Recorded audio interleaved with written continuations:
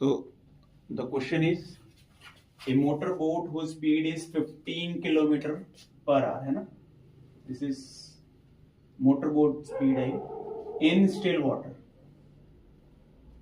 goes 30 kilometre downstream, 30 kilometre downstream and comes back, यानी कि downstream and upstream दोनों में टोटल टाइम जो उसका लगा 4 hours 30 minutes। 4 hours 30 minutes का मतलब क्या होता है, पहले तो ये समझना है ना। 4 hours 30 minutes, सारी चीज आवर्स में बात हो रही है हमारी, तो 4 hours 30 minutes का मतलब 4.5 घंटे होता है, 4.5 hour होता है, ठीक है। तो 4.5 hour का, अब यहाँ पे सबसे पहले हमें उसने बोला find the speed of the stream. सबसे पहले जो हमें समझना है वो ये समझना है कि व्हाट इज डाउनस्ट्रीम। डाउनस्ट्रीम क्या होती है एंड अपस्ट्रीम स्पीड क्या होती है। सबसे पहला जो हमें समझना है वो ये चीज समझनी है, downstream speed and upstream speed जो होती है। डाउनस्ट्रीम का मतलब होता है कि जब हम with the flow of water travel करते हैं, ठीक है। अपस्ट्रीम मतलब against the flow of water हम ट्रेवल करेंगे। तो क्या होगा, जब हम फ्लो के साथ जाएंगे तो हमारी स्पीड और वाटर की स्पीड दोनों काम करेंगी, और जब हम अगेंस्ट द स्ट्रीम जाएंगे तो वाटर की स्पीड जो है वो हमें रेजिस्ट करेगी, है ना, ऊपर जाने से रोकेगी। तो जो हमारी स्पीड एक्चुअल जो हमारी बोट की स्पीड है वो कम हो जाएगी। तो हम क्या करते हैं ऐसे में, जो भी स्पीड ऑफ बोट है, स्पीड ऑफ बोट, उसमें स्पीड ऑफ स्ट्रीम को ऐड कर देते हैं डाउन स्ट्रीम के केस में। सेकेंडली अपस्ट्रीम में जब करेंगे तो स्पीड ऑफ बोट में से, ये स्टिल वाटर की बात कर रहे हैं हम, है ना, स्टिल वाटर में जो स्पीड है बोट की, स्टिल वाटर, उसमें से हम स्पीड ऑफ स्ट्रीम को माइनस कर देंगे। ये सबसे इंपॉर्टेंट एस्पेक्ट है इस क्वेश्चन को सॉल्व करने का। पहले तो ठीक है, हमने हमेशा क्या करना है, speed of boat minus speed of stream जब हम अपस्ट्रीम की बात करेंगे, speed of boat plus speed of stream जब हम डाउनस्ट्रीम की बात करेंगे, ठीक है। अब इसमें से हमें जो गिवन है वो है speed of boat in still water, है ना, यानी कि ये गिवन है। तो अगर हम बात करें डाउनस्ट्रीम स्पीड की,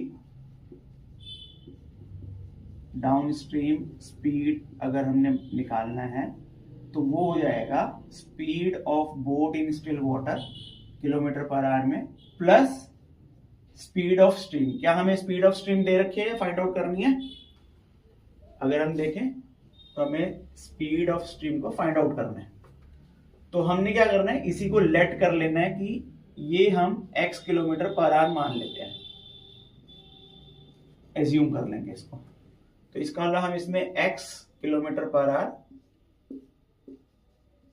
क्योंकि दोनों की यूनिट सेम है तो हमने ब्रैकेट में रख के इसको रख दिया, ठीक है। ऐसे ही हमने क्या करना है, अब बताइए मुझे अपस्ट्रीम स्पीड के लिए क्या होगा, क्या बनेगा, 15 माइनस एक्स, ठीक है, 15 minus x kilometre per our. ये चीज हमें समझ में आ गई। जब भी इस क्वेश्चन को करना है सबसे पहले हमें डाउन स्ट्रीम स्पीड और अपस्ट्रीम स्पीड को फाइंड आउट करना है। उसके बाद आते हैं कि टोटल टाइम। टाइम अब हमारा स्पीड एंड टाइम का फॉर्मूला होता है। टाइम के लिए हमारा फॉर्मूला होता है, टाइम का फॉर्मूला होता है डिस्टेंस अपॉन स्पीड, ठीक है। Distance upon speed is the formula for time, क्योंकि वो टाइम के रेफरेंस में बात कर रहा है हमसे। यहां पे हम देखें तो वो बता रहा है कि टोटल टाइम उसको कितना लगा, तो इसलिए हमने टाइम में कन्वर्ट करना हर चीज को। अब क्या हमें डिस्टेंस पता है इसके अंदर, क्वेश्चन के अंदर अगर हम ध्यान से देखें तो डिस्टेंस, यस, उसने बोला 30 किलोमीटर वो गया, 30 किलोमीटर डाउन स्ट्रीम भी गया और वापस भी आया, यानी कि अपस्ट्रीम भी गया, दोनों केस में गया। तो यहां से हम टाइम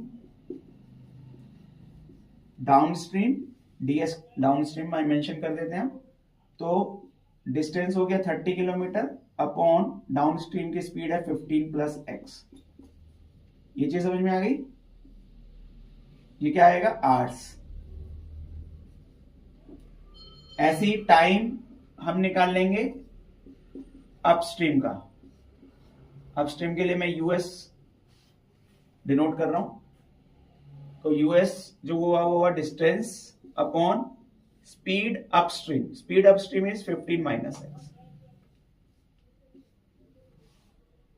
अब उसने हमें दिया कि टोटल टाइम, यानी कि अगर मैं इस वाले टाइम को और इस वाले टाइम को ऐड कर दूं यानी कि 30 upon 15 minus x plus 30 upon 15 plus x, ये हमारे पास टोटल टाइम आ जाएगा। Total time 4 hours 30 minutes। 4 hours plus 30 minutes यानी कि 4 प्लस हाफ, 9 अपॉन 2 hours।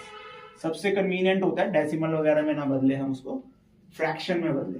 ठीक है, फ्रैक्शन में बदलने में ज्यादा अच्छा रहेगा। तो हमने इसको क्या कर देना, 9/2 लिख देना है। 9/2 जब हम लिख देंगे तो अभी हमारे पास हमने 3 कॉमन लिया। 3 कॉमन लेने के बाद हमने देखा कि ये 10 upon 15 minus x plus 10 upon 15 plus x और 3 इंटू 3/2 यानी कि 3 से 3 कैंसिल होके मेरे पास फाइनल इक्वेशन ये बची। अब फाइनल इक्वेशन को मैं आगे सॉल्व करूंगा, मैं थोड़ा इस तरफ कर लेता हूं। तो ये हो गया, क्रॉस मल्टीप्लाई करते हैं 15 प्लस एक्स 10 से, प्लस 10 से ही 15 माइनस एक्स को मल्टीप्लाई करेंगे, यानी कि हमने इसको ऐसे क्रॉस मल्टीप्लाई करना है, और इसका एलसीएम हो जाएगा 15 plus x multiplied by 15 minus x, और ये मेरे पास यहाँ पे बचा 3/2। ठीक है, तो अगेन मैं इसके अंदर देखूं तो ये हो गया 150 plus 10x plus 150 minus 10x upon 225, यानी कि a plus B into A minus B, यानी कि a square minus B square. 225 upon X square is equals to 3/2। ठीक है, तो अब हमारे पास ये फाइनल इक्वेशन बन जाएगी। यहां से ये प्लस का ये माइनस का ये कैंसिल आउट हो गया, ऊपर मेरे पास 300 बचा, नीचे हमारे पास 225 माइनस एक्स स्क्वायर बचा, ये मेरे पास 3/2 बचा। तो अगर मैं यहाँ पे वापस क्रॉस मल्टीप्लाई करूं तो इसके अंदर मेरे पास बचेगा 2 into 300 is equals to 3 bracket 225 minus X square. ठीक है, तो इसके अंदर अगर मैं देखूं ये 3 से कैंसिल आउट हो जाएगा, अभी 100 हो जाएगा। This is 200 is equals to 225 minus X square. सबको ट्रांसपोज करेंगे हम लेफ्ट हैंड साइड पे, तो मेरी फाइनल इक्वेशन हो जाएगी एक्स स्क्वायर एंड 200 को अगर हम इधर ले जाएं तो 225 माइनस 200। ठीक है, तो X square is equal to 25 आ जाएगा। फाइनली मैं इसको अगर मैं स्क्वायर रूट निकालूंगा तो ये हो जाएगा अंडर रूट ऑफ 25, यानी कि प्लस माइनस 5। अब मेरे पास दो स्पीड आ गई, स्पीड ऑफ स्ट्रीम की स्पीड, क्योंकि एक्स मैंने किसको माना था, स्पीड ऑफ स्ट्रीम को। तो स्पीड ऑफ स्ट्रीम जो मेरे पास निकल के आया वो निकल के आया या तो +5 किलोमीटर पर आवर या आया -5 किलोमीटर पर आवर।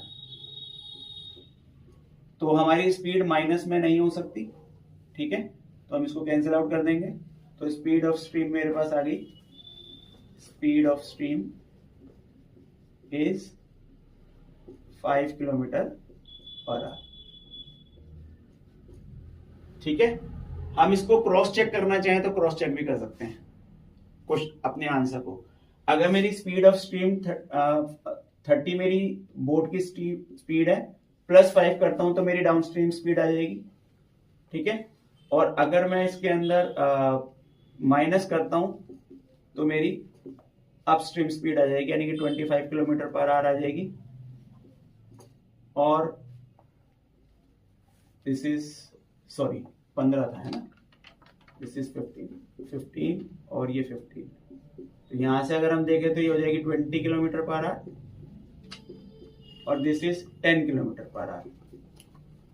अब आप देखो 30 किलोमीटर जाने में 20 की स्पीड से मुझे 1.5 आवर लगेगा और 30 किलोमीटर अपस्ट्रीम जाने में 10 की स्पीड से जाऊंगा तो 3 आवर्स लगेंगे।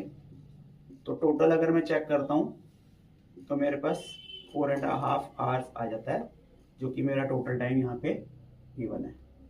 तो इस तरह से मैंने अपना आंसर भी क्रॉस चेक कर सकता हूँ स्पीड को रखने के बाद। Thank you.